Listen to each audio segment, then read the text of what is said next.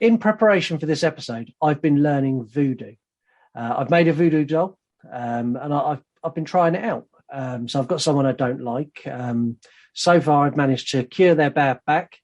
They've quit smoking, but don't worry, I'm feeling confident because at the weekend I'm going to use it as a ventriloquist puppet. I don't get it. What? I don't get it.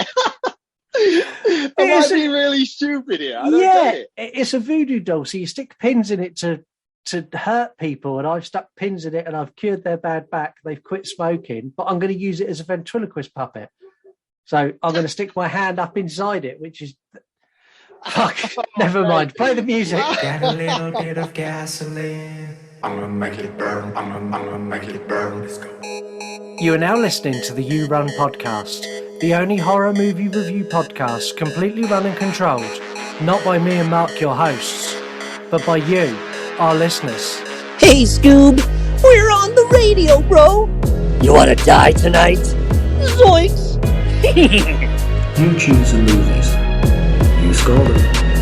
You review them. You do it all. Because after all, this is not our show.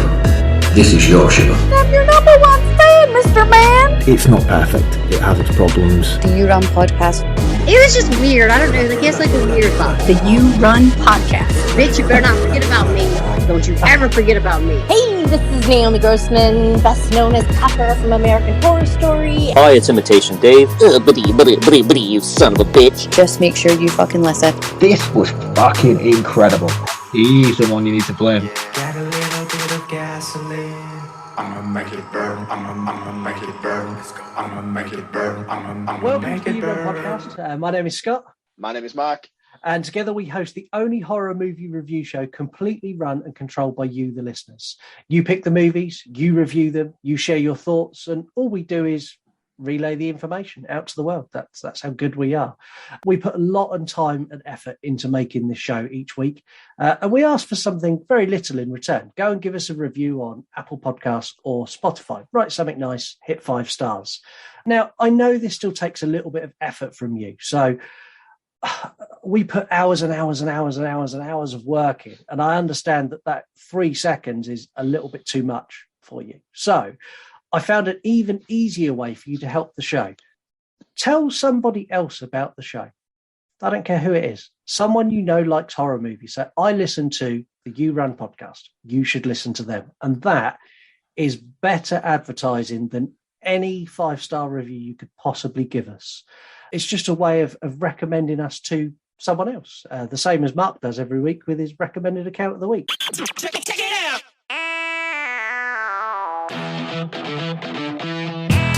It's that time of the week. It's time for Marc to recommend an account. This week's recommended account is Films of Chucky. Obviously, we're doing Child's Play 2 this week, so I felt it was relevant to have a Child's Play-based account. So Films of Chucky is basically what you would expect it to be from a Child's Play account. They do still shots of Chucky images. They bring out news based around what's happening with the franchise, the TV show, etc., behind-the-scenes stuff. Basically, if you're a fan of Chucky, then there's no reason for you not to be following this account. So that is Films of Chucky, all one word. Find them, like them, follow them, show them some love. And yeah, that's how it works. I follow quite a few Chucky accounts, and there's so many different varying ones. Yes. I like the ones that focus on the newer stuff. I follow quite a few as well. The ones that I tend to follow more, not for just by coincidence more than anything, is the ones that like the collectors who do, like, they collect dolls and they collect merchandise and all the rest of it. This is the only one that and I'm not saying there isn't others out there, I'm just saying this is the only one that I've found that solely dedicates itself to sort of updates and more recent ongoing. Because as we all know, Child's Play is an ongoing franchise still, unlike quite a lot of the others. This is still an ongoing thing, and it's got its own TV show and stuff. So it does like episode related posts, it does upcoming news. Obviously, they're about to start the transition into season 2 with the Chucky TV series, and they do quite a lot of updates on that as it's going. So it's a cool account to follow if you like the Child's Play franchise and are still following the franchise as it goes. So yeah, so definitely check them out. Yeah, go and give them a follow. last week I said we were going to have a guest. We're going to have Dan, the OG Shape. There's been an issue. So where Dan lives in the world, for the last 2 days, he has been battered by a tornado, which has knocked out his power. He won't be joining us today because he has no power to join the show. So he's currently charging his phone from his car. Dan, I hope everything's okay and you get all your power back on soon. We're going to get Dan back on at some point, but obviously he's not here today. Because of that, I decided that Mark's going to play a game. No, fuck off. Don't even start. No chance, man. No chance. No, I can't do that to Mark again. I keep doing that to him. I won't do that today. Mark is incredibly excited today as we're diving into his favourite movie in the Child's Play series. This movie is ingrained in pop culture. It's referenced in over 40 movies. Its movie poster is borderline iconic in the horror world. This movie is Chucky really letting his personality loose, which he doesn't in the first one. The question I've got for this, though, is will Chucky complete his goal of possessing a little boy's soul? Will the toy company be held responsible for the murderous doll? Or will Mark be able to explain to me the terrible decor in the foster parents' home? Let's find out. It's Child's Play 2.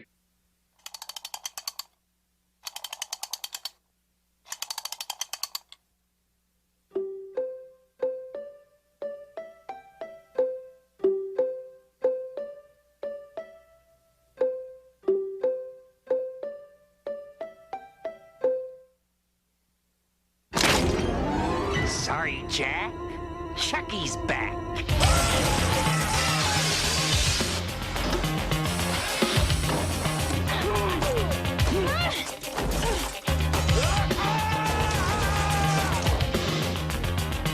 How's it hanging, Phil? Child's Play 2.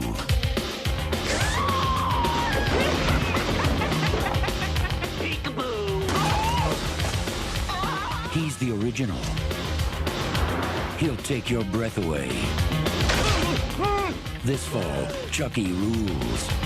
Did you miss me, Andy? I sure missed you. Child's Play 2. Keep an eye out for it. Right, I'm going to kick this week off by saying I am not a huge fan of the Child's Play franchise for numerous reasons that are going to become very apparent as this review goes along. I've got lots of questions to fire at Mark because I know he is a big fan of this franchise. Particularly this movie. I've got lots of questions just to prep you. Yeah, to be fair though, mate, I wouldn't necessarily say that I am a massive Child's Play fan. I think I'm a fan, obviously. I like them. 1 and 2 are outstanding films, but it takes a massive downfall from this point on. And I don't think it picks itself back up until Curse and Cult, if I'm perfectly honest with you. I mean, don't get me wrong, Bride of Chucky's got its moments, but after part 2, this does take a bit of a nosedive. But these 2 first films are incredible. Well, I think we're going to disagree on this one, but I've definitely got lots of questions. The movie kicks off in the Good Guy factory. We meet 2 executives and they kind of do a bit of a set in the scene. So they explain they've received backlash from the stories in the press following the events of the first movie.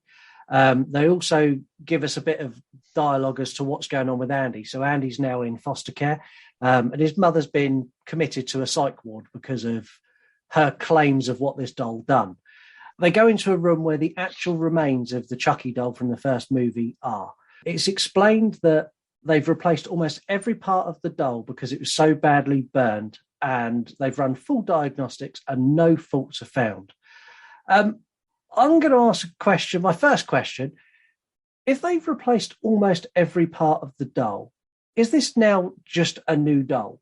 And if not, what part of it that they retained contained the soul of Charles Lee Ray?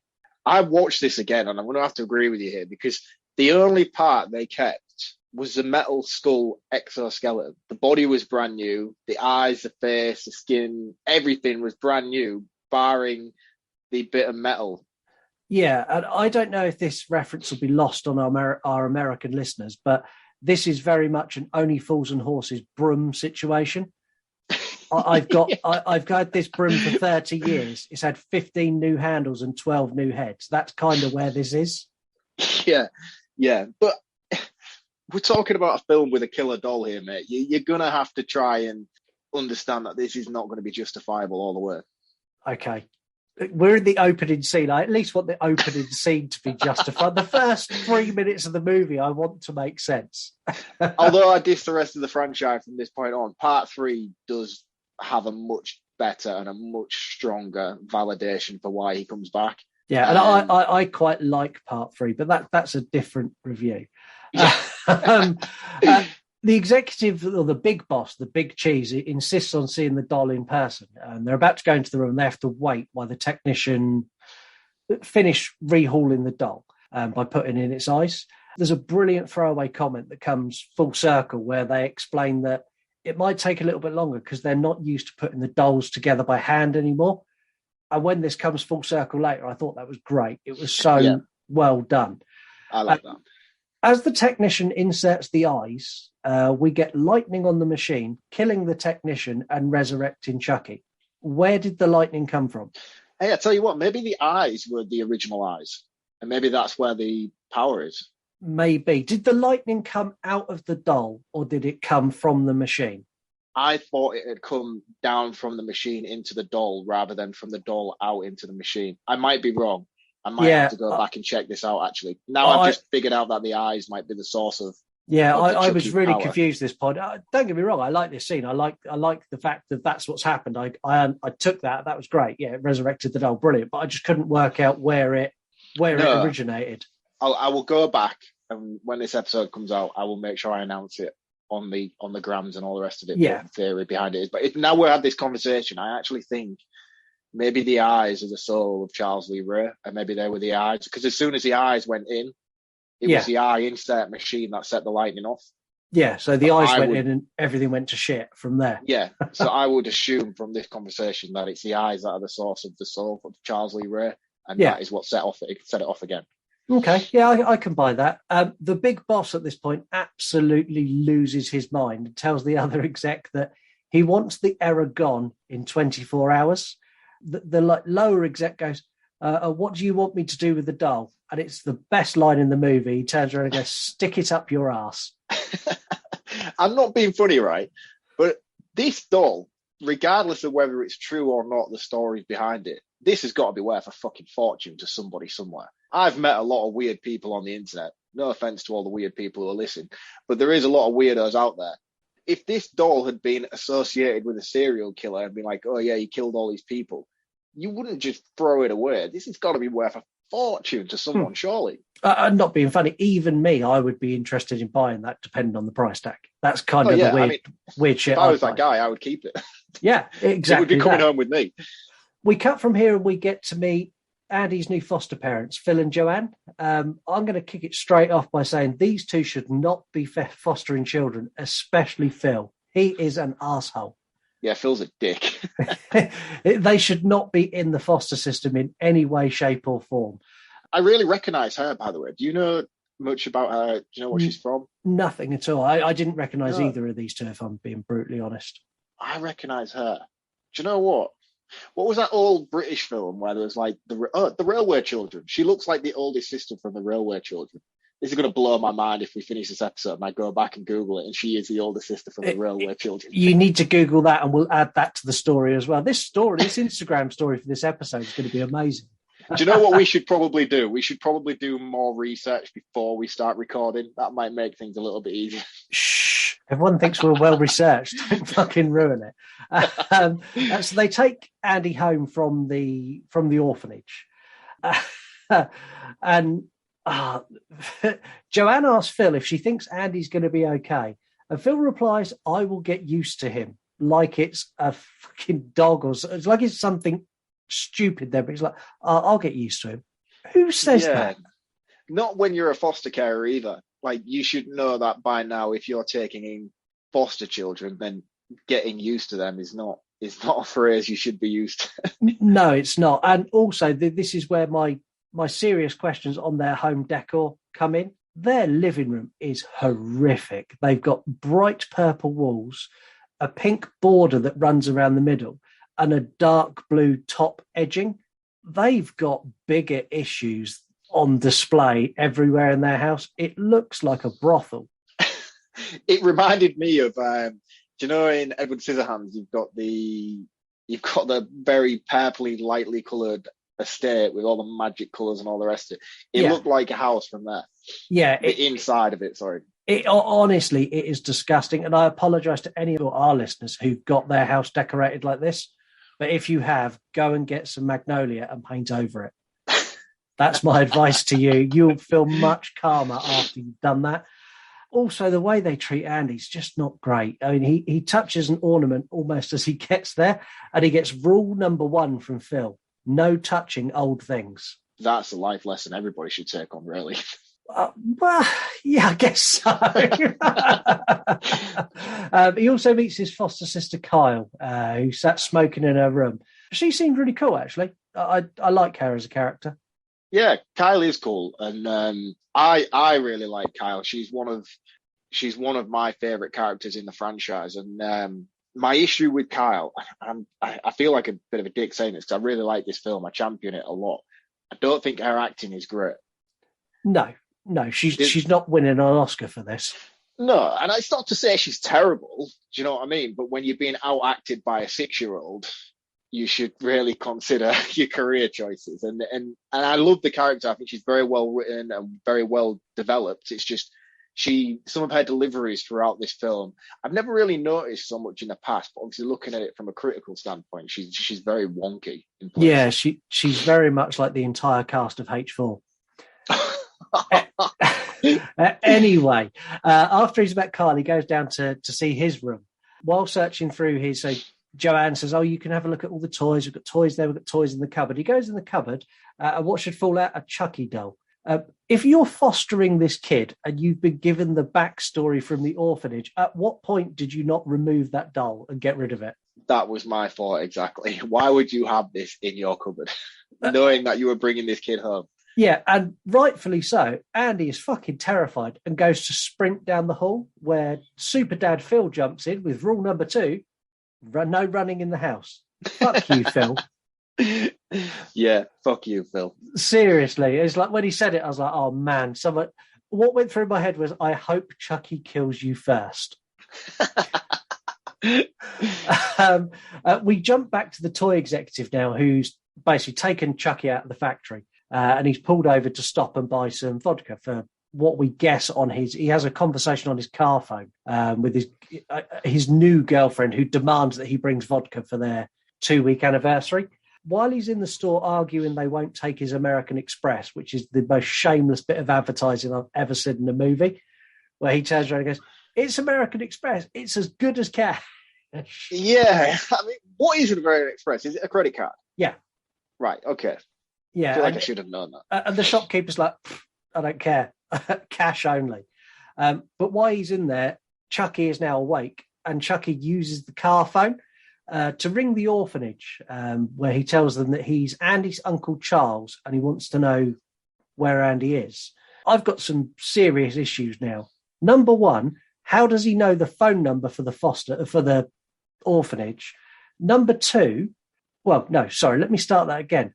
Number 1, how does he know what orphanage Andy was in? Number 2, where did he get the number from? And number 3, why would the foster home give all of that information to a random guy called Uncle Charlie on the phone? You know what, mate? I actually don't fucking know. That is very, very bad behaviour.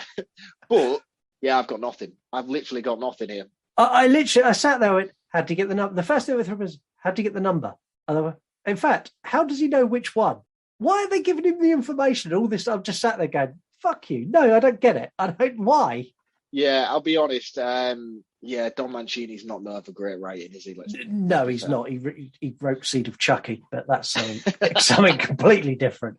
The executive gets back in the car where he's held at gunpoint by Chucky, who's very clever enough to stay out of his eye line, so the executive can't see him. He gets him to drive to a quiet place and pull over.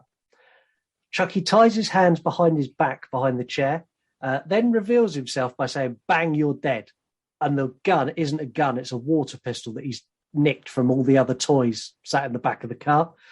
The executive should be freaking out now, but he's really not. He's very calm considering the doll has just spoken to him. Yeah, I didn't get that either. I thought he should have been like proper flipping out. I don't know how I would react to it. I mean, to be fair, actually, maybe in that situation, I would be more calm due to shock than anything else. Yeah, I mean, look at it this way. You've got young kids, as I have. If your daughter's doll started talking to you, I think you would proper freak. I think I could take on a doll. Yeah, I get to that later. But I think, well, all right then, in this situation, I feel like I could take on a doll. So if I was at home just chilling, watching telly, and this doll started talking to me, I think I'd be more curious than frightened. Yeah, again, this is why you die in horror movies. Yeah, this is a very good point. Chucky pulls a bag over the executive's head and suffocates him. That has got to be the worst way to go. That and drown him. Yeah, I think getting eaten by a shark's got to trump everything. That's my biggest fear, is getting eaten by a shark. Yeah? Yeah, and to be fair, I don't really go in the ocean, so I don't even know why I'm not bothered. Yeah, I think given the choice of suffocating or being eaten by a shark, I'll take my chances with the shark. Yeah, but you just pass out, don't you, from suffocation? I mean, drowning's got to be worse than suffocation because that's like you like panic and try and swim to the top. Then again, Yeah. I suppose you're supposed to being suffocated by a plastic bag's pretty much the same, really, isn't it? Yeah, I'm not looking forward to trying either of those, so I'm going to give them a swerve. And the this shark, conversation's taking quite a weird turn. Yeah, Should we just move on briefly? Yeah, let's move on. So from this, we now cut to Chucky in the foster home, where he comes face to face with the good guy doll that's already in place, Tommy. Yeah, Chucky picks it up, and the doll goes, "Hi, I'm Tommy." To which Chucky replies, "Shut up, you idiot." And then smashes it in the face with an ornament and goes and buries it in the back garden. This was really cool though, because it was sort of symbolising that Chucky was then going to be Tommy and replace. He was going to stealth his way into the house. I desperately wanted them to do this in the series, so they've done the 2019 remake. Mm-hmm. I was desperate for the Buddy doll to appear in the series and Chucky go cheap knockoff or something like that. That'd be quite cool. I was begging, but it never happened. Maybe season 2. Who knows? Yeah. Chucky has now broken one of Phil's rules. He touched some old stuff in the house, which Phil promptly punishes not one, but both of his foster children. Telling them this wasn't just the old stuff, was it? He completely destroyed the family heirloom ornament. This was already well established. I mean, when they did this early on, I was like, this has been passed down for generations and it's been in our family forever. I was like, yeah, Chucky's going to fuck that shit right up as soon as he gets to your house. And it's which he did. It's fucking disgusting as well. It's a horrible ornament. What was it? Was it like a swan or? Yeah, it wasn't very nice. No, it was like something your mum would have when you were younger. Yeah, it's not the best thing. But Phil's parenting technique is not great. He turns around to the kids and goes, "Well, one of you's done it, so one of you confess or I'm going to ground both of you." You have kids, man. You have multiple children. You must have used this tactic before. See, I have 2 teenage boys. If something has happened, 9 times out of 10, as a parent, I've got a good idea which one of them done it. Can you name them on the show and shame them? So no, I tend to try and focus at who I think done it. But my boys... In the back of your mind, you always know which one it was, regardless. Yeah, and the boys are thick as thieves as well. They will just clam up and they will defend each other. It makes it so hard to parent. And anyone who's got multiple kids knows this. So it'd be like, something will get broken. And they'll be the only 2 in the room. I go, who broke it? Don't know. Was it you? No. Was it him? No. Well, one of you done it? No. Broken when we got here. It's like, fucking come on. I have one child. She doesn't need backup. That's enough for me. Yeah. It's hard when they've got a team. Yeah. A posse. When you start getting outnumbered, that's when you need to be worried. Yeah, exactly. And I'm there. So after they've been grounded, they grounds both kids, sends them to their rooms. We get a scene where Andy wakes up tied to the bed by Chucky, and Chucky informs him they're going to play a game of hide the soul. Chucky's put a sock in Andy's mouth, which he could have easily spat out, which annoyed me. There's no tape over it; it's just a sock in his mouth. I was like, well, why don't you spit it out? Let's do an experiment now. Take your sock off and put it in your mouth. See if you can get it out. I won't do it with a sock. I've got a face mask here, so we'll do it with a face mask. So put that right in. Mm-hmm. Yeah. Yeah. Okay. Fair yeah, point. It comes out quite easily. Can't argue with science. No. Anyway, while Chucky's trying to play hide the soul, he's disturbed by Kyle, who comes climbing through the window because she snuck out. The foster parents at this point burst in the room because they've heard noises. And they assume that Kyle has tied Andy to the bed so she can sneak out. Andy says it was Chucky, and Super Dad steps in again by going, I'll deal with this. And he takes the doll and goes downstairs and he throws it in the basement. Yeah, does this basement even have a lock on it? He's literally just thrown it down some stairs and been like, problem solved. It's still in the same house, mate. Yeah, and it shouldn't be there anyway, because this doll, whether real or not, Andy believes this doll has tormented him and killed people he knows. And there's no compassion for Andy whatsoever. He's just literally a dick about it. Throws it down the stairs and moves on with his days. Like, it's sorted now. You can see it's there. It's like, well, yeah, everyone can see it's there. It's at the bottom of the stairs, which doesn't have a lock at the top of the door. Yeah, exactly. And Chucky, when he hits the deck, he's got a nosebleed, and he realises that he's turning human.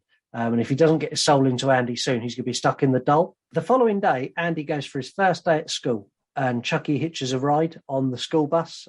Chucky climbing onto the school bus made me laugh. It was good, that, wasn't it, with the little legs dangling off the bottom? Yeah, he climbs up through the wheel arch, and there's just these little two legs kicking, and I chuckled at that. As Andy's going onto the bus, and all the kids, as he's walking past, they're all absolute little monsters. Are kids really that bad? Kids are horrible. Yeah, but come on, man. I mean, these kids were like dead-eyeing him and like calling him names and stuff. It's like, it's his first day on the bus. Surely that's not realistic, is it? I don't know if it is, but I think in my head, first day at school is like first day in prison. They try and break the new boy. You see, we went to very different schools. When we had new kids at our school, everyone was like quite excited to be the friend and get to know them. Oh, okay. I went to a Catholic school. It was the complete opposite. We're not even going to get into this conversation. No, the Catholic school thing we need to avoid like the plague. I like doing this every week. I don't want this to end. Let's not go down that road. Maybe a different episode. Andy is being picked on by a kid that sits behind him when he gets to class, and this kid flicks his ear. His teacher, Miss Kettlewell, is almost as bad as Phil and should not be teaching. Is this a thing from the 80s? Were all adults in the 80s just dicks? No, but it's a reoccurring theme throughout all of these films. Yeah, because it's quite heavily implied in pretty much all of them, actually. Yeah, this teacher, Miss Kettlewell, is horrific. So Andy gets flicked in the ear, and he tries telling the teacher, to which she basically says that you need to be making a good impression. This is your first day. Don't you dare be saying anything nasty about my little student who's been here for a year. She basically calls him out for being a grass. Yeah, which I was watching it going, this is so wrong. And Chucky is obviously in the school. And why this is going on, Chucky has been up on the desk and he's wrote on Andy's homework.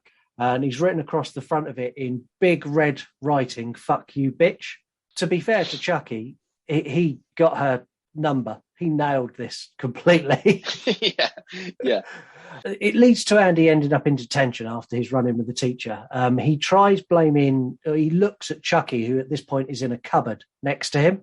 Yeah, what kind of happens in this scene is as his teacher is flicking through the homework and all the rest of it, and she finds a note, Andy goes to the closet to try and grab something out of the closet, and that's when he opens the door and realises there's a Chucky doll there. And at the same time he opens the door, she comes over to grab him about the homework. And he's like, "Oh, no, you're not playing with toys." She grabs a Chucky doll and throws Chucky into a locked closet. And that's when she sticks Andy in detention. So at this point, you have Chucky locked in the closet. You have Andy stuck in the same room, but in detention. And the teacher decides it's safe to leave a 6-year-old child on his own in a room. Not only leave him, a lot of sharp objects. Yeah, but not only leave him, she locks the door behind her. She locks him in the room. Yeah, she does. Genuinely, she should be fired immediately. So she throws Chucky in the cupboard, locks the cupboard. That's fine. You've taken the toy away. I get it. She then walks out of the classroom, huffs and goes, ugh, and locks the door. I've got a child that is the same age as Andy's meant to be in this. If a teacher locked them in a classroom, there is a high chance I would end up in court. I have nieces and nephews as well. I mean, my daughter's only just about to turn 2, but I have nieces and nephews which are about 6, 7. I wouldn't even leave them alone in a padded room, let alone a classroom with toys and scissors and all the rest of it. No, children cannot be left unattended. Anyone who's doing that, please stop it now. If you're listening to the show and your kid's in another room on their own, just go and check them. Please call in with your details so we can bring social services on your behalf. Yeah. Andy goes over to the supply cupboard and he looks through the keyhole and Chucky makes him jump by popping up and looking through, and also made me jump. So thanks for that, Chucky. Chucky then goes nuts trying to get out, rattling the door and banging and going, "Let me out of here, you little fuck," and all this kind of stuff. This was Brad Dourif on form, wasn't it? Oh, 100%. This scene, even after this scene, this whole sort of 10-15 minute period from the school was just, it makes this film for me. I thought it was outstanding, and Brad Dourif is key to that. His dialogue and his quick wit is brilliant. And I have to assume quite a lot of this is improvised. I don't know whether it is or not, but I kind of think that at some point Don Mancini's just basically turned around and said, "Look, you know what you've got to do." I think there's a point where he's gone, "You're in the cupboard, you're angry at Andy, go." And I think that's probably all the brief he gets. Yeah. Well, Andy does what I thought was really sensible. He opens the window and climbs out and runs home. Miss Bitchface, Kettlewell, returns, finds Andy's not there, but she can hear noises coming from the cupboard, so she assumes Andy's magically got in the cupboard that she's locked. She opens the door and starts searching around. I like this scene. There's lots of tension in this scene because we all know Chucky's in there and she's about to get it. Yeah. But they drag it out for so long. They really do. They really do. She's checking behind coats and toys and balls and all the rest of it. It goes on for quite a while, actually. Yeah, it's a really good scene. Lots of tension. It's a fairly long scene, but I really like it. She's then stabbed by a pump for a ball, which then Chucky pumps air into and then attacks her with a long ruler.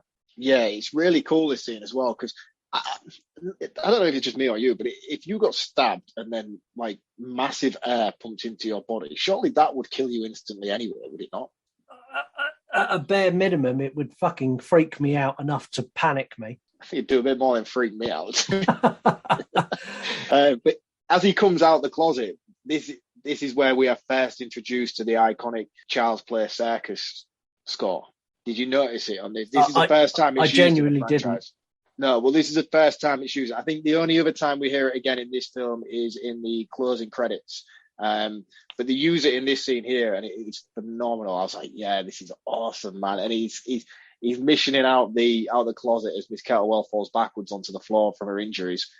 And the animatronics and the detail in the mechanisms in Chucky's face and everything is just so cool. The animatronics and the puppetry in Chucky in this one in particular is outstanding. He looks flawless, great. Absolutely flawless. This, unfortunately, though, is where my biggest problem with the Child's Play franchise lies. When Chucky's going after Andy, that's scary. And that's genuinely terrifying because it's a doll going after a small child, and that child's naturally afraid of that doll. When Chucky goes after a full-grown adult, it loses everything for me. Chucky's the size of a toddler. Now, I don't go around punching and kicking toddlers, but I reckon I could take quite a few toddlers on in a fight to the death and win. Yeah, but when you say you could take quite a few, I mean, how many are you talking? Because I think you would start struggling at 10 at the same time. Yeah, 10. Let's say 10. Let's say I could kick the shit out of 10 toddlers. So anything above 10, you feel like you would be taken down. I don't know, maybe 11. When you've got effectively one toddler, I don't understand why the adults find it so difficult to fight back and just acting shit. I get it. It's a doll. It's moving. It's talking. It's fucking scary. But grab hold of it and rip its head off. It's a doll. I'm not being funny, mate, but I have arachnophobia and I am terrified of spiders, right? The spiders are the smallest thing ever. And if that comes at me, I'm done. I'm fucking freaking out. I'm running into walls and falling over shit. You know, I'm out of there. This is a lot bigger than a spider.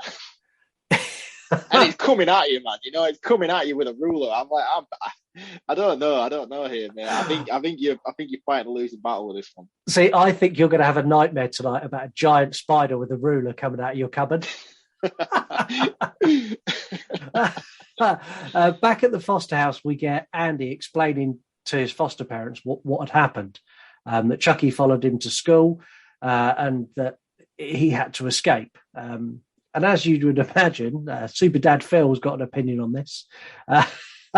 He drags Andy to the basement and forces Andy to open the door, while basically telling his wife to shut up and stay out of it. If I spoke to Lisa how he speaks to Joanne, I would not be recording this show because I would be eating through a straw. That is fact. I tell you now, I've seen some of your Instagram reels now. I'm surprised you're not there already. Well, this is true. But she's got a good sense of humour. But if I spoke to her being dead serious, like, shut up, I'm disciplining the child, that'd be it. I'd be done. Oh, yeah, I would never dare. No. Obviously, we are the men and we wear the trousers in our relationship. But of course, yes, of course. We Stone Cold said so, but we Stone Cold said so as long as she said it's okay. As long as we're allowed to say that, Stone Cold said so. And when he finally opens the door, it's revealed that Chucky is still in the basement. Andy goes and speaks to Kyle, and she explains that moving from foster home to foster home has made her strong, made her rely on only herself because she can't rely on anyone else. And I really liked the bond they build here.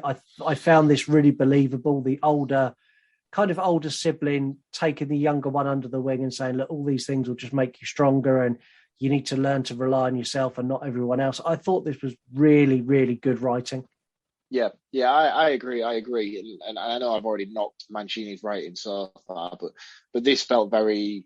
I have an older sister and I've made mistakes in the past growing up, and I feel like I've had this conversation myself, growing up and doing silly things, and my sister being like, don't worry, mate, I've done it myself. You'll be fine.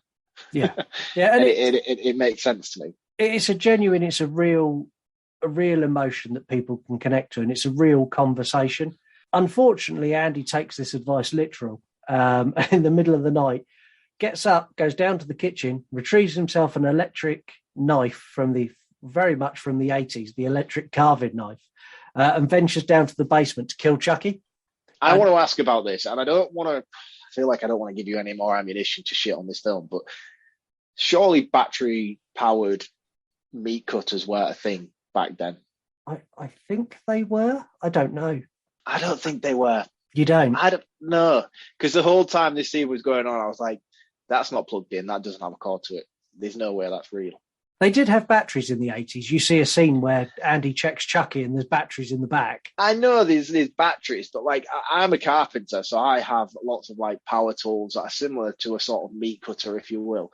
They wouldn't run off Duracell batteries, and I don't feel like that would run off Duracell batteries either. And I mean, I've had meat cutters in the past. This is a really random conversation. I don't even know why I'm doing this, to be honest. But yeah, more ammunition. Yes, that's a shit idea. He goes down to the basement to kill Chucky. Chucky jumps out on Andy, and they have a scuffle on the floor. And Andy manages to fend him off, and in the process wakes up Phil, who promptly makes his way to the basement. I love this kill. And this, in my opinion, is Chucky at his absolute peak in this movie. Yeah. This is where Chucky is believable attacking an adult, because he's not gone head to head with the adult. He's not gone, oh, you're an adult, let's fucking have it. He's been very cunning. He hides under the stairs. He trips Phil, and Phil ends up hanging upside down at Chucky's head height. And Chucky comes out with the perfect line of, how's it hanging, Phil? Yeah. Before cutting he's got the him cord. in a vulnerable, when he's got him in a vulnerable position, which is what he's well known for, he's setting traps, getting them in vulnerable positions, and then wisecracking before they die. Yeah. And did you also feel like this was going to be a Pet Sematary Achilles flash? I did have that as he was walking down the stairs and Chucky's under the stairs. I was like, oh, this is going to hurt. Yeah, exactly. As soon as I saw it, I was like, I mean, don't get me wrong, I've seen this film hundreds of times, but when you actually pay attention for these purposes, I was like, shit, he's going to cut his Achilles. No, he didn't, because I've seen it numerous times before, but I couldn't help but think it. No, instead, he drops him on his head and breaks his neck. I really like this. I like Chucky setting traps. That's a believable way for him to kill an adult. And I'm fully on board for more of Chucky trap setting. That's how he should be killing. Yeah, I mean, but to be fair though, mate, I mean, at this point now, we're in Child's Play 2. Child's Play 1, there is no adult killing. He kills the babysitter by luring her towards a window and then hitting her with a hammer, and she falls out, she dies. And no other real adult, apart from the voodoo doll thing, which obviously, as you know, with your opening joke, you can't fight voodoo. And then that's it for real adult kills in part 1. Oh no, he kills his accomplice who left him in the van, and he blows up the house that he's in. But he doesn't actually physically take him on. The only person he really has an interaction with is Andy's mum at the end of that, which he fails at massively. And then at this point, he's tricked the teacher into falling over. And once she's fallen over and wounded, he's basically spanked her. Yeah, and taken over. But she's down on the floor having a bicycle pump inside her lung, which would definitely knock me down. Damage. I know that for a fact. Yeah, I wouldn't be walking around after that. And then the second one is Phil. So at this point, I mean, you can't base your overall experience with the rest of the franchise on films that have come before it, is what I'm trying to say. Because I know that things go massively wrong from this point on. Yeah, they do. But you can't backdate your opinions, is what I'm saying. No, that's fair enough.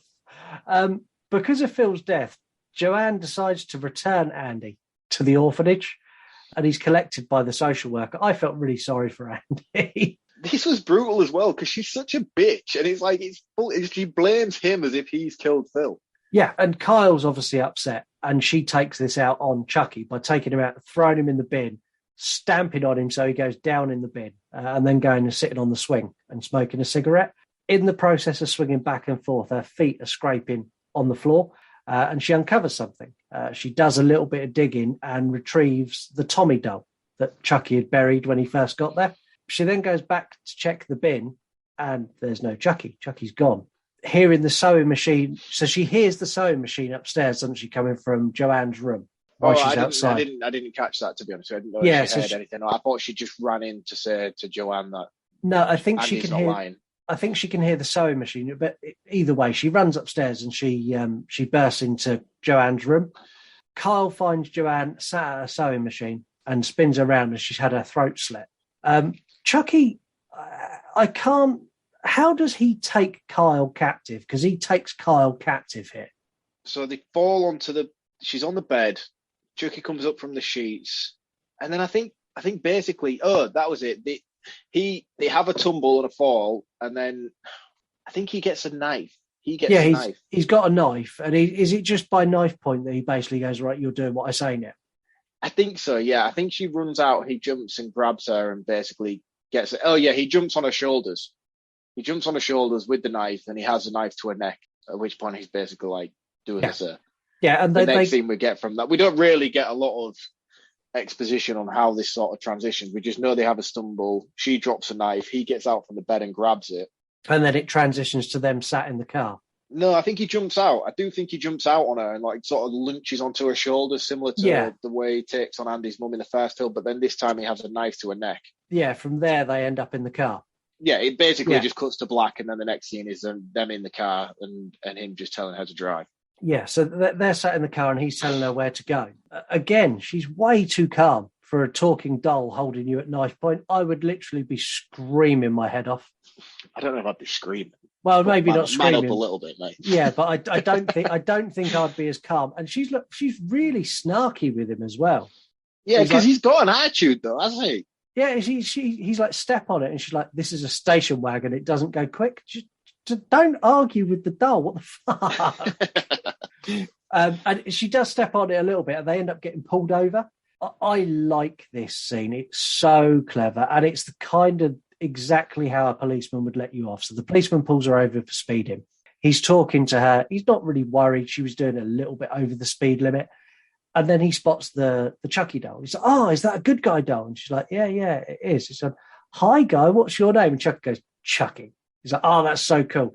Anyway, stay safe. Have a nice night. And just lets them go. And that's exactly how police work when they pull someone over. If they're distracted by something else, you walk away if you're not doing anything too bad.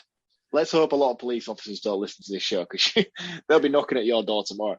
But for me, though, the reason why I like this scene in particular so much is because this is when I feel Chucky's at his best, and this is when I find him the most entertaining, is when he's sarcastically Chucky, but to people that are unaware that he is alive. You know, when he's pretending to be a good guy doll, but he's still Charles Lee Ray behind it all. Yeah. And when people are asking him to interact and do silly things, and he does it in a way that's very sort of condescending and snarky, but it to me, that is when I like Chucky at his best. Yeah, and they think it's the best thing in the world. Like, when he goes, Chucky, he's like, oh, so cool. And Chucky's like, dick.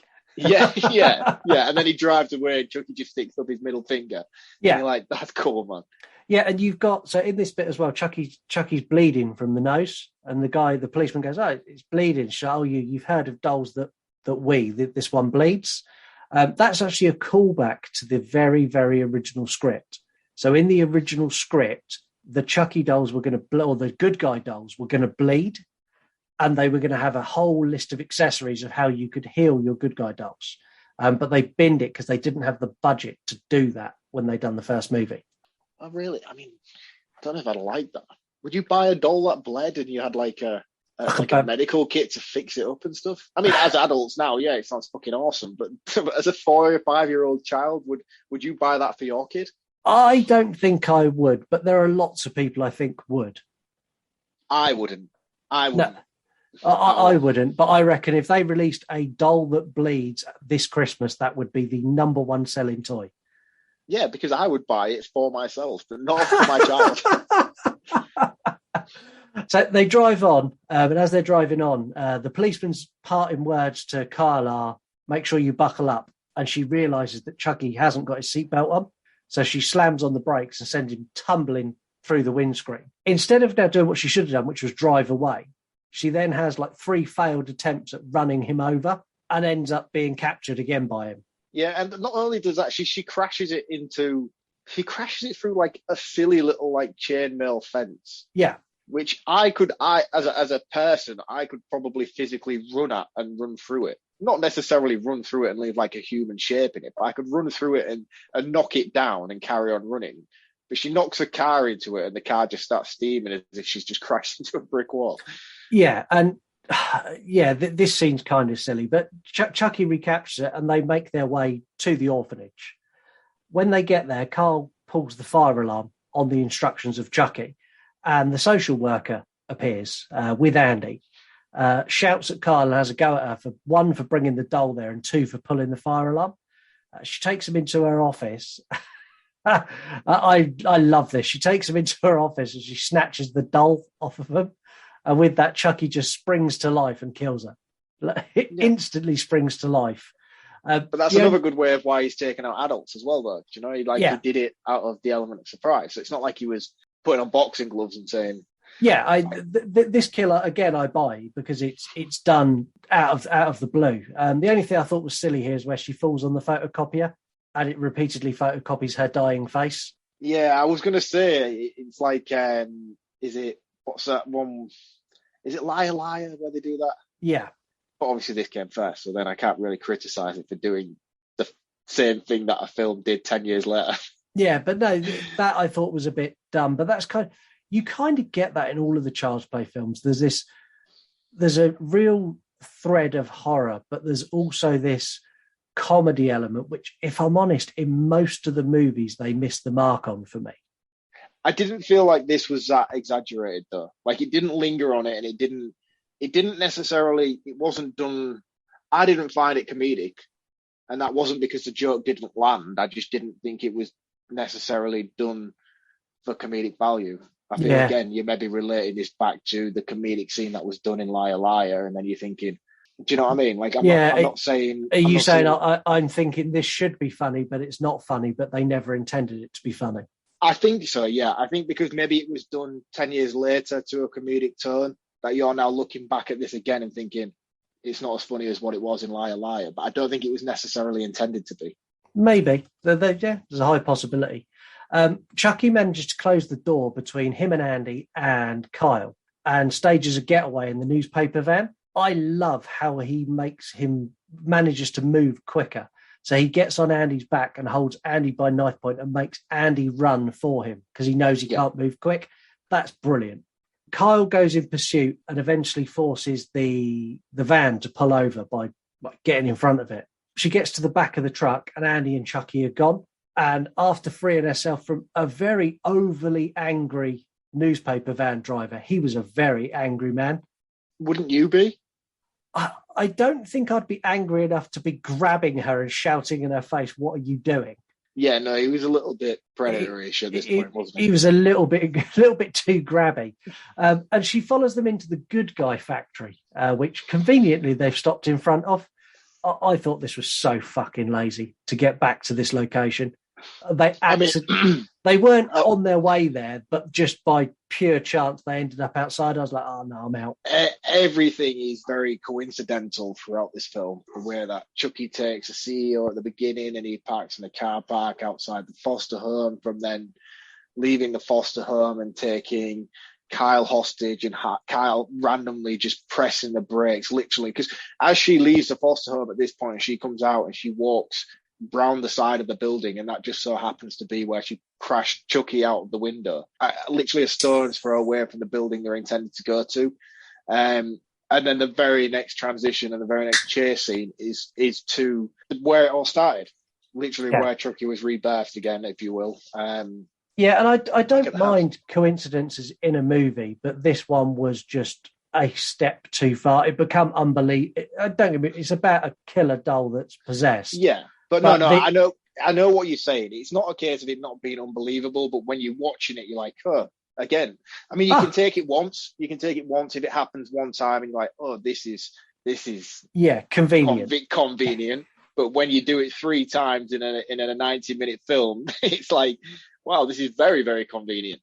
Yeah, I did. Did you spot the callback to Indiana Jones? Probably, if you tell me which one you're referring to. So as Kyle goes into the factory, the shutter door is coming down, and she runs for the shutter door, and she rolls under it, and it's an exact mirror of Indiana Jones and the Temple of Doom. Does she reach back to get her? No, Freddie Mercury leather hat. No, I really wanted her to, but she doesn't. But yeah, it's genuinely a callback, and that's in there on purpose, which I thought was really cool. How are you blasting all this stuff out now and not using that for facts later on? Facts for this. I've got lots of facts for this movie. Really good ones. Okay, I can see that. All right, that makes sense why you're just sprinkling them in like stardust as well. The set for the factory is fucking incredible and must have taken at least half of their budget for this entire movie. This is the best closing scene in any Child's Play film. This is what makes it as great as it is for me, I think. I mean, these last sort of 20 minutes from this point on is just fantastic. Yeah, I mean, I know you have your issues with it, but it is great. Yeah, the set design is outstanding. The sheer amount of doll boxes and Chucky dolls and machinery and everything looks right. Everything looks at it. It's so good. Such a good, brilliant designed, believable set. I thought it was absolutely. When they walk in, I was like, wow. Because none of this is CGI. All of those boxes are actually there. And there are thousands of these boxes, absolutely thousands. And they're all filled with actual dolls. Like they're all actual good guy dolls. Yeah, and you've got all the good guy dolls going around the conveyor belt, and there's probably a good couple of hundred of them. It's just brilliant. I really can't say how good this is. Chucky has now got Andy, and he's in one of the aisles where all these dolls are stacked up, and he begins the soul transfer spell. So he's doing the Adu, Deli, Bella, whatever it is. I thought he was going to get interrupted, but he doesn't. He actually does the full spell, but it's too late. He's fucked. He's stuck in the doll. He's been in the doll for too long, so therefore the transition is not working, which makes zero sense in later sequels, but we will hopefully not have to dive down that rabbit hole later on. This is the only decent Child's Play film, so please do not request any more from this point on. Chucky absolutely loses it at Andy, and as he's about to attack, Kyle pushes a chunk of the boxes of the dolls on top of Chucky and takes Andy, and they start to escape. These closing scenes, I know you just said that you really like these. This is where I'm completely off board now. It's the comedy element of this franchise that is this bit in particular is so slapstick that I just don't like it. You get that they start to do their escape, and they're in a big warehouse, which has got, all warehouses have plenty of fire escapes. And instead of going to one of these, they make their escape by going through most of the machinery. I mean, I've worked in similar sort of situations around factories like this, and I've worked on stuff, and I know each station has mass amounts of space and walkways around each and every one of it. So the fact that they feel they need to go through every single one is a gripe I also have. I know we spoke about this off the can we call it the air? Are we on the air? Yeah, we're on the air. Would we say off the air? Yeah, off the air. Yeah, well, we did. And so I understand why they've done it, because they need to explain certain things. So there's a bit where Chucky chases them through a machine and they slam a grate down on his hand, and he pulls his hand off to get his hand out. And then he puts a knife into where that was, and he has a knife hand, and he tapes it all up. Yeah, it's badass as fuck, and the practical effects work in this is outstanding. Did you see all like the tendons and stuff from Chucky at this point? I was like, wow, that's awesome. It looks incredible. I can't fault the appearance of this movie in any way. Due to the blockages in the equipment, where they've set off a sensor in the engineer's room who's monitoring the factory. So he comes down to clear the eye inserter machine. As he's in there, Chucky slashes him, causing him to fall backwards. And he gets the doll's eyes punched into his head. I really like that. What a great kill. Yeah, it was very good. Do you think that'd kill you? It'd fucking hurt. It definitely hurt. I don't know if it'd kill you, though. No, I don't know if it'd kill me, but I don't think I'd be getting up any speed either. No. In the time that Chucky has replaced his hand with a knife, had time to kill the technician, Andy and Kyle still have not escaped the factory. And within seconds, Chucky's back with them because they're just stood staring at the limb attaching machine. Why are you stood looking at the machine? Fuck it, leave. There's a door. I can see it on screen. It's right behind you. Go. Chucky attacks straight away, literally the second he sees him. And he's knocked onto the conveyor belt for this machine, where the hair stitching machine stitches his legs to the board he's on. And he's dragged into the machine, where you hear him scream for his life as these limbs come in and they're melted to his body. This machine, again, looks great. This looks fantastic. 2 seconds later, the conveyor belt comes back down and you've got a molten mess of a doll. I thought it was done here, and I'd have been happy if that's where it had ended. But I felt slightly unfulfilled by this. If that was to end there, I would have been like, oh, that's disappointing. Oh, really? No, see, I was quite happy. I kind of went, I've not seen this for a long time. And I was like, oh, okay, that's cool. I'm happy with that. The technician from earlier, who was in the doll machine, now magically swings from the sky. Knocking out Kyle. I don't know how he manages to knock her out. I mean, this would knock me over, but I don't think it would physically knock me out. No, I'm more concerned, though, of when Chucky had the time to get him from the doll machine to string him up and have him in the right position as a pendulum to attack Kyle. And more the fact that how, like, a 1 foot, 2 foot, whatever plastic doll would have the capabilities to do this either. Again, I don't necessarily have a problem with it. It's a goofy kind of movie. This kind of thing happens. But from a critical standpoint, I'm going, really? And this is my favourite Child's Play film, and I will back it up 100%, and I will do in my round off. But yeah, this makes no sense whatsoever. Yeah, no, it doesn't. Chucky is also out of the machine, and he's lost his, so he sacrificed his lower limbs to get out of the machine, and he's now attached himself to like a little trolley, and he's dragging himself around on the trolley, which I thought was quite cool. Legless Chucky drags himself up to Andy. And at this point, Andy just goes, oh, look, there's a molten plastic machine. And he just opens the molten plastic onto Chucky. Melts him. And again, this here, I'd have been happy with that as the end. He's had his comeback and then he's been killed. I'm satisfied now. And it looked really, really cool as well. Like it'd gone from the point of him looking like a doll to him actually looking like melted human flesh, which was really, really clever practical effects work. It looked fantastic. It really, really did. Andy wakes up Kyle, and for some reason they go back to have a close look at Chucky. Chucky jumps back to life for one last go, and she sticks an air valve in his mouth. His head then expands and gets bigger and bigger and bigger until it pops. Kyle and Andy leave the warehouse through a roller shutter, literally a second later, which means it's right by where they were, and the credits roll. I really enjoyed this movie. I've picked loads of holes in it, which hopefully I'll justify when I round off later on. But first, let's find out what you all think.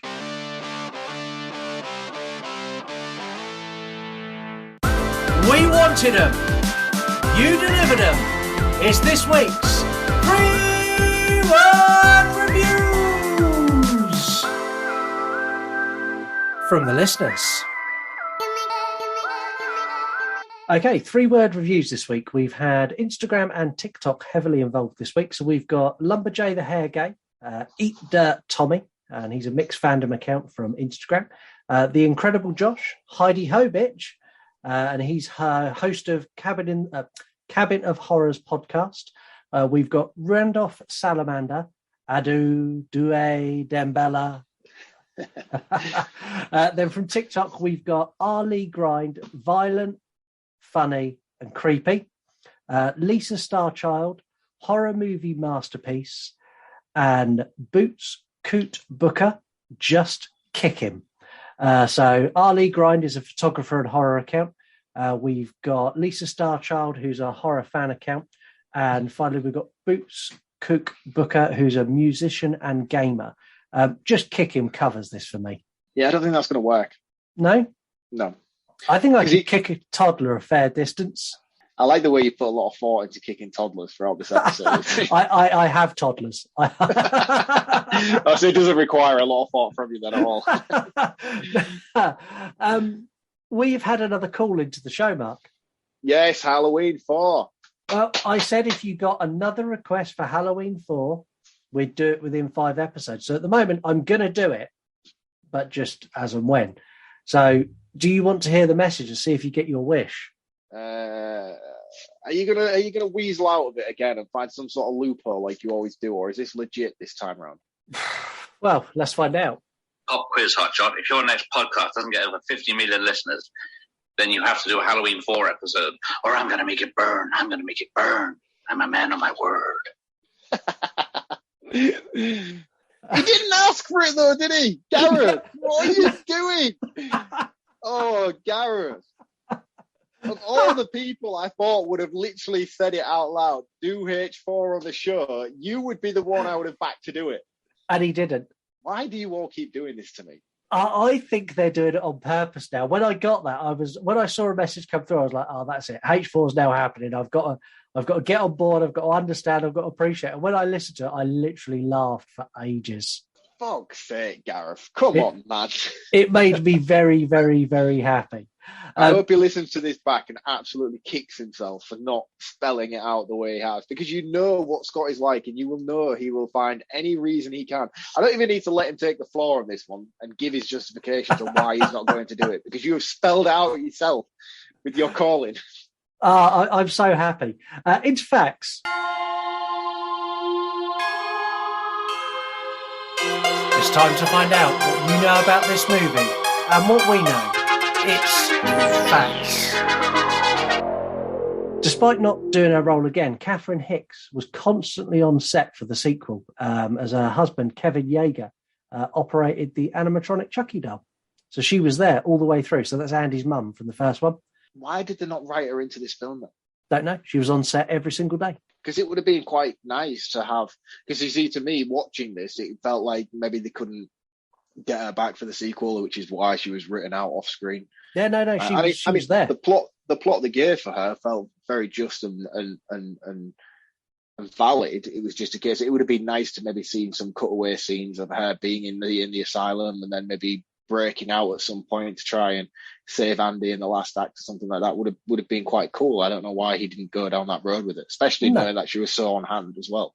Yeah, she was on hand. Literally, from what I've read, she was there almost every single day.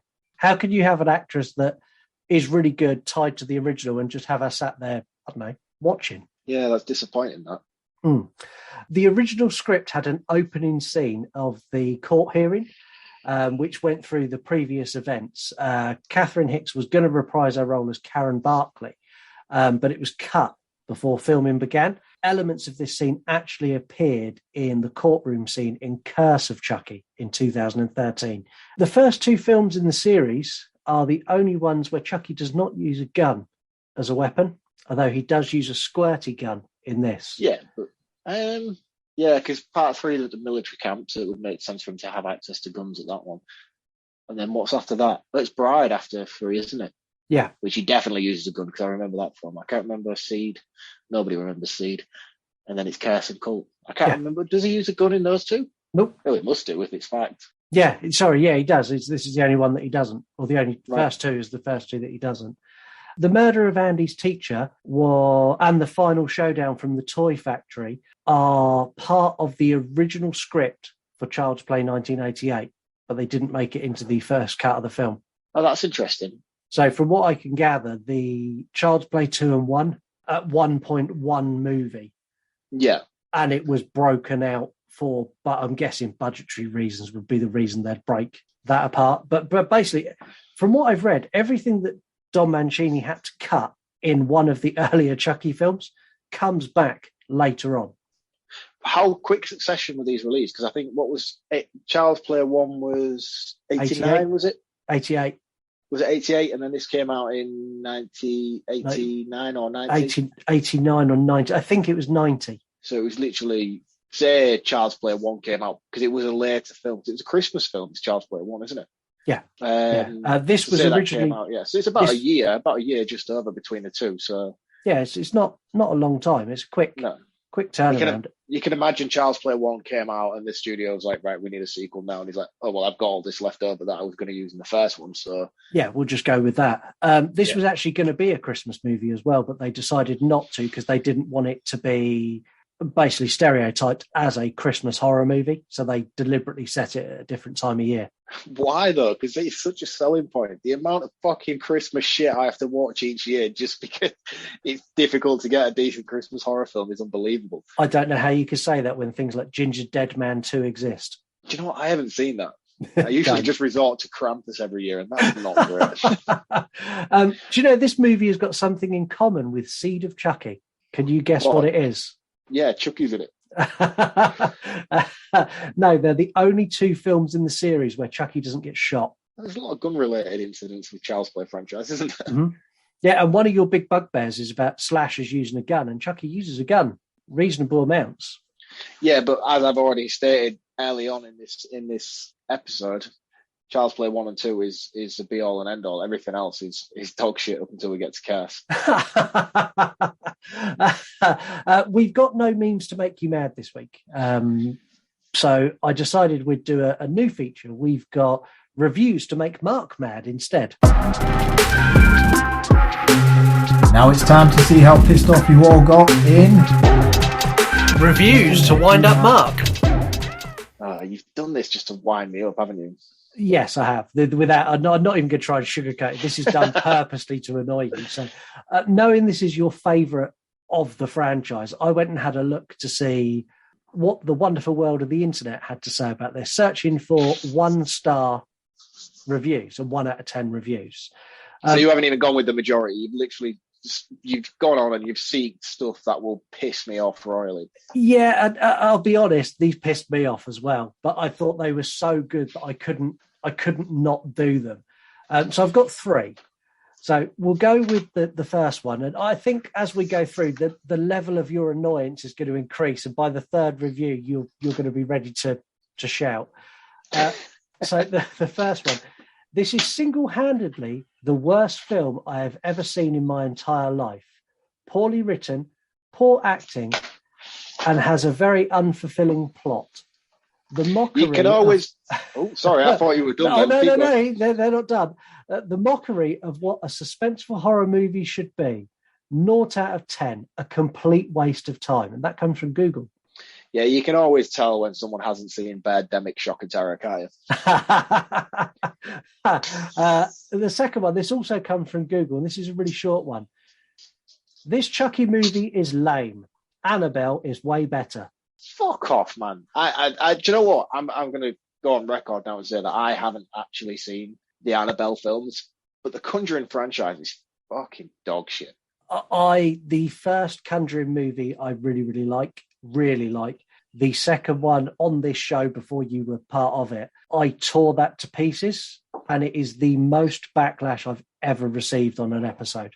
It's so loved, isn't it? It's strange. I don't get it. I really don't get it. I tore it hard because that's how I genuinely feel about it. And honestly, I was like 6 episodes past that, and I was still getting messages about it. Yeah, like my biggest gripes in the genre are films like The Conjuring, Insidious. I'm not going to say Sinister because I really like Sinister, but that sort of tone and vibe of just poltergeist nonsense is just not for me at all. Yeah, and that is the type of movie I like. That is basically my genre. I like those possession, those poltergeist type movies. The Conjuring, I've got so many issues with, but hopefully I'd love to get The Conjuring 3, because that is a movie that I could literally pull apart scene by scene, worse than I've done to Chucky, worse than I could ever do to H4. I will literally tear that to pieces. Is that the latest one that's just come out? Yeah, The Devil Made Me Do It. Right. See, I know you're a big fan of all this stuff, so you're quite knowledgeable in the actual real life events and stuff like that, aren't you? Yeah. I mean, the Devil Made Me Do It, I think, is just a description of James 1. The devil made him do it because that was the best way he could make money. Anyway, back to annoying you and not annoying me, because I'm getting fired up now. I can see you getting hot under the collar. I am. I'm getting all aggressive. The final one, this comes from IMDb. If I could give this a 0, I would. For a film that is devoid of aesthetics, the acting appalling, the direction is extremely ill-directed, the payoff here is the end of the movie, to enable the viewer to run as far from this as possible. One thing that did make sense was the inability to pay for decent actors because all of the money was spent on boxes for good guy dolls. For fuck's sake, there must be thousands of them in this tripe. What an idiot. What a fucking idiot. I mean, even if you really don't like this film, nobody hates this film that much. No, I've given it a bit of a rough run, but at no point would I say it's devoid of aesthetics. Really? I'm with you on this, man. I mean, I've picked it apart just as much as you have as we've gone along through this review, but I fucking still think it's an outstanding film. Yeah. Well, we'll wait till we get to my score. Into sound off. Murder victims show evidence of having been partially devoured by their murderers. Let's hear your thoughts. Have you sound off? As we've had some really negative reviews, sound off this week is much more positive to make Mark end the episode and me end the episode on a high note. So we've got Skellington Fan, Don't Fuck with the Chuck, Spaceman and the Doll podcast, best Chucky sequel, and shows Brad is most deranged, and I couldn't agree more. No, I agree with that. Pretty killer podcast. I actually love it. And finally, my co-host over on True Crime, Wednesday Wine and Horror, or Heather. It's a fucking ridiculous and hilarious movie. But who's going to let a baby doll kill them? ? I'm sticking with the spider theory. I'll still stand by that. This is terrifying. I'm desperate for you to have a dream now about a spider with a massive ruler. That's my dream. That's what I'm dreaming about tonight. As an audience, if you really want to fuck me up and you make me want to watch something that we don't like, I don't know whether this will ever come into the poll or not, but if arachnophobia or 8-legged freaks ever crops up and you really want to see me fucking whinge, pick them for the show. Oh, fuck, they are going in the next poll. Why did you say that? They are definitely... I'm going to go and edit the poll now and put both of... In fact, I might just do a spider week. It'll be a case of me rocking up and being like, yeah, I didn't watch this, mate, so you're going to have to take the floor. I've got to say, me and the listeners are slowly coming in sync with our scores. They scored this an 8 out of 10, and I completely agree. The story is good. It's flawed, but it's good. The cast is strong. The effects are fantastic. It loses points around the believability of Chucky's as a serious threat to anyone but a child. But I think that's more of an issue I have with the entire franchise as opposed to this movie. I think any adult could take him out. I like it when he done the traps on Phil. But when he squares off with a grown-up, I just find it a bit silly. It's a great movie. It misses bits for me. I don't think it hits the the bar as high as it did with the first. I don't think it's as good as Curse of Chucky, in my opinion, either. It's a good, solid, strong 8 out of 10. I really enjoy it. I recommend everyone goes and watches it. I like it. So you've done it again with your roundup, though, and you've said that you found it unbelievable when he squares off against an adult. But at no point in this film does he physically have a one-on-one square off with an adult. It's all done by traps or something else. So you're basing that on your previous experience with the rest of the franchise from this point on, and you can't do that. We have to stay legitimate and I don't even know. I'm trying to say like we've got credibility. I know we haven't, but I'm trying to. He has a one-on-one square off with the teacher, and I'm going to maintain that. So he quite clearly like not decapitates. He hurts her. He hurts her with. He does more than hurt her. He does, but stabs her in the lung with. But then he spanks her with a ruler. This is a tiny doll hitting her with a meter-long ruler. How long was he stood there to kill her? Yeah, but it's all done off screen, so we don't know actually what happened in those scenes. She may not have died. She may not have died. She deserved She may be back in season 2 of Chucky, so possibly words on that one.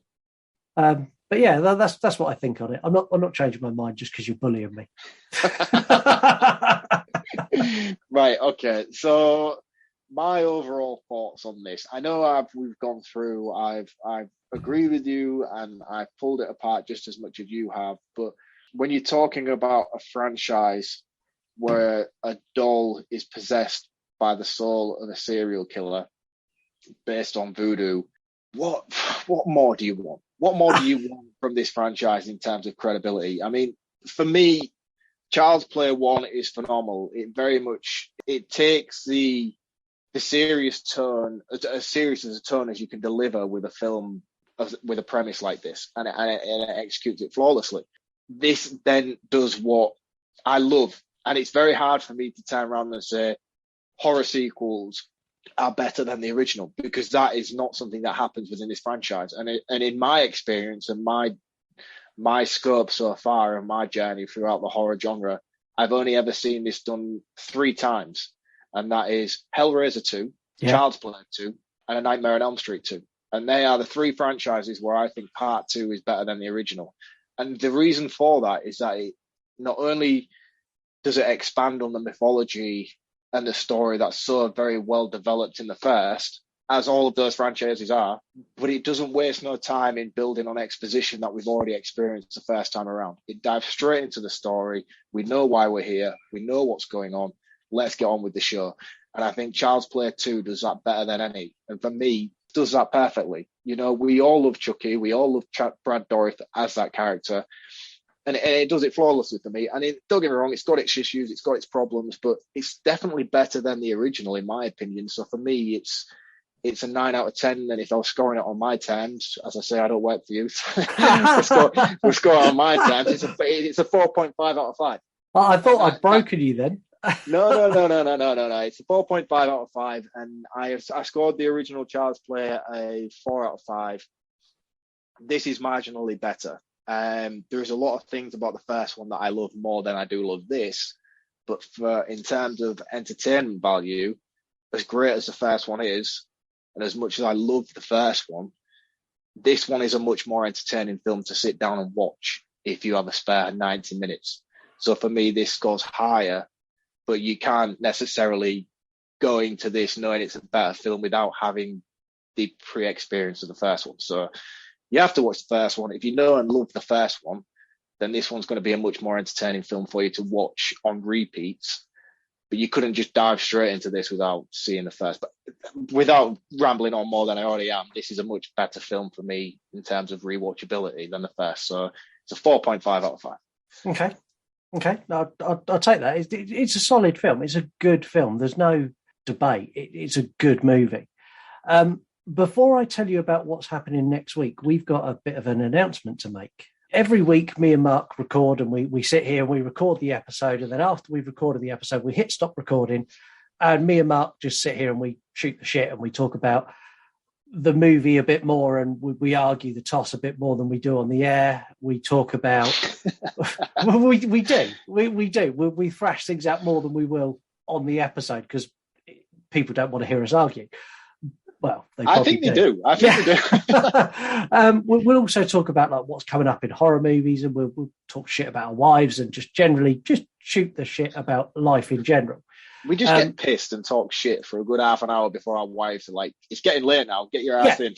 Exactly that. And because of this, we've decided that we're going to do something else. We're going to launch a new podcast. It's called Horror Movie News. And what it is basically we will keep the mics running. Me and Mark will talk a little bit more about Child's Play, talk about some other stuff, and just generally have a chat. And you get to listen to all of that. And that's going to be a new podcast that comes out. So this is out on a Tuesday. That podcast is going to come out on a Friday, and it's going to come out every single week. When we record, you'll get what we record afterwards. Again, not living behind a Patreon wall. We're not going to make you pay for it or anything like that.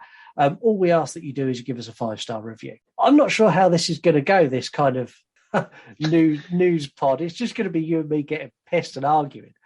Pretty much, yeah. But I think it's probably going to be more successful than the actual show, if I'm honest with you. It is possible.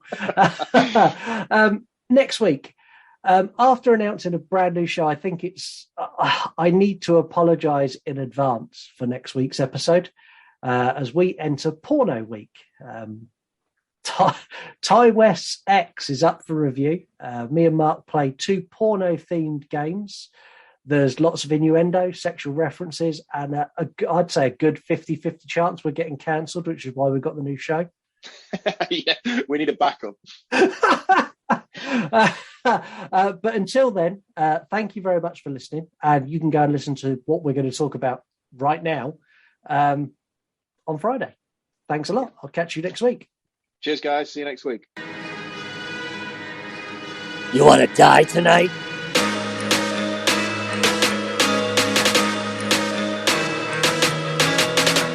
Thank you for listening to this week's episode of the You Run podcast. Don't forget to get involved in the show. All you need to do is head to our website, yourunpodcast.com. This is not our show. This is your show.